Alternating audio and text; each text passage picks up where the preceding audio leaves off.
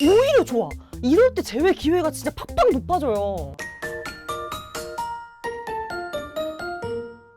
안녕하세요. 연애의 자격 가람쌤이에요. 헤어졌지만 다시 만나고 싶을 때 나한테 재회 가능성은 얼마나 있는지 많이 궁금해 하실 거예요. 가능성이 높은 경우는 뭔지, 혹시 나는 가능성이 높은지, 그 사람은 나한테 미련이 남았는지까지 전부 싹 풀어드릴게요. 첫 번째는 아직 완전히 헤어지지 않은 상대인 경우예요. 상대방이 마음이 떠났다, 권태기다, 뭐다 하면서 자꾸 떠날 것 같은 행위를 하지만 실제로는 헤어지진 않은 경우죠. 하지만 이별이란 방아쇠를 당겼을 때 되돌리기가 굉장히 힘들어지는 경우이기도 하고요. 그래서 상대가 정말로 이별 확정짓기 전에 상대의 불만사항, 요구사항들을 다 해결해주고 잘 풀어나가는 과정으로 진행을 하셔야 해요. 상대는 무엇 때문에 마음이 떠났다고 하는지, 나와의 연애를 그만두고 싶어 하는지 여러분들은 다 아시나요? 여러분도 이별을 원하면 헤어지자고 말을 하면 되죠. 하지만 난 아직 상대방한테 마음이 있고 상대랑 다시 행복하게 만나고 싶으시다면 반드시 뭐가 문제였는지를 확인을 하셔야 해요. 이 부분이 혼자 하기 어렵다면 고정 댓글 링크 통해서 상황 자세히 알려주세요. 같이 의논해 드릴게요.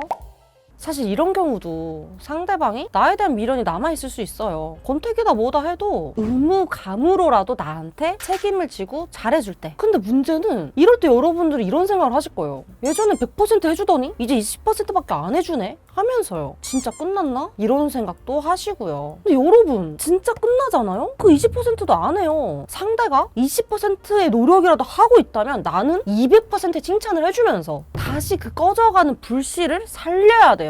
의외로 재회 가능성이 높은 두 번째 경우는 반드시 상대랑 크게 계획한 게 있어야 되는데요. 이미 서로 약속한 스케줄이 있기 때문에 철회가 힘든 경우입니다. 극단적으로 말씀드리자면 우리가 파혼을 했는데 이미 집도 다 구했고 혼수 가정까지 다 했는데 취소해도 한 푼도 못 건지는 상황. 이런 케이스에서는 말과 태도만 잘해도 금방 괜찮아질 수 있어요. 이것도 실제 사례인데 상대방이 내 남자 이름으로 비트코인을 사서 관리를 해준 거죠. 이런 경우 어떻게 재회가 됐냐면, 오빠 나 이거 진짜 할 줄 모르는데 어떡해? 이렇게 연락을 해서 재회가 된 경우도 있습니다. 이 두 번째 경우에서 상대방한테 미련이 남았다면 헤어진 후에도 너 이건 했어? 이건 어떻게 할 건데? 이런 식으로 남은 책임질 거리를 논의하자고 연락이 오기도 해요. 이런 식으로 계획 때문이라도 연락하고 만날 수 있는 거 진짜 좋은 기회죠. 이 기회 날려버릴 순 없잖아요? 이 재회 골든 타이밍을 제대로 사용하고 싶으시다면 고정 댓글 링크 통해서 상황 자세히 알려주세요. 같이 의논해 드릴게요.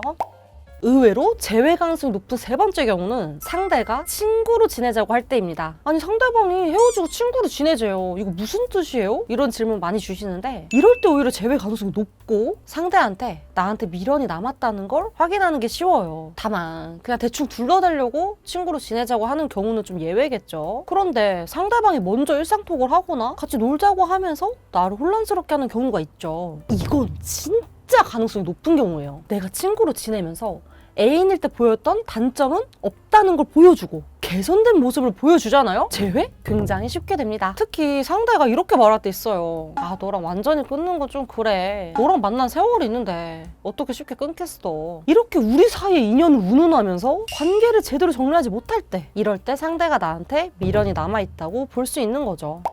일반적인 경우는 이렇게 세 가지가 있는데요. 이런 경우에 속하지 않는 분들도 계시잖아요. 그래서 한 가지 케이스를 더 알려드릴게요. 상대에게 다른 사람이 생겼는데도 나랑 계속 연락하거나 잠자리까지 하는 경우, 이건 친구로 지내는 경우와 상당 부분 겹치기도 하죠. 하지만 여러분, 오늘의 주제가 의외로 재회 가능성이 높은 경우죠. 네, 맞아요. 상대가 나한테 틈을 보인다면 나는 항상 그 틈을 노려서 100% 장악할 수 있다는 거예요. 근데 대부분 이런 경우에 난 이 사람한테 이 정도밖에 안 되는 존재인가 봐 하면서 힘들어만 하세요. 그런데요, 생각을 조금만 바꿔보셔야 돼요. 10%나 틈이 있네? 이 정도면 충분하지. 요렇게요. 이 차이는 바로 여유와 자신감에서 와요. 상대를 장악할 수 있다는 자신감, 그리고 실제로 그렇게 할 수 있다는 근거로요. 상대의 소구점을 아는 것만으로도 큰 메리트가 있다는 점 잊지 마세요. 그리고 또 이런 경우에도 상대가 나한테 미련이 남았는지 알 수 있는데요. 어떤 경우가 있을까요? 본인은 만나는 사람이 있으면서도 나한테 새로운 사람이 생길까봐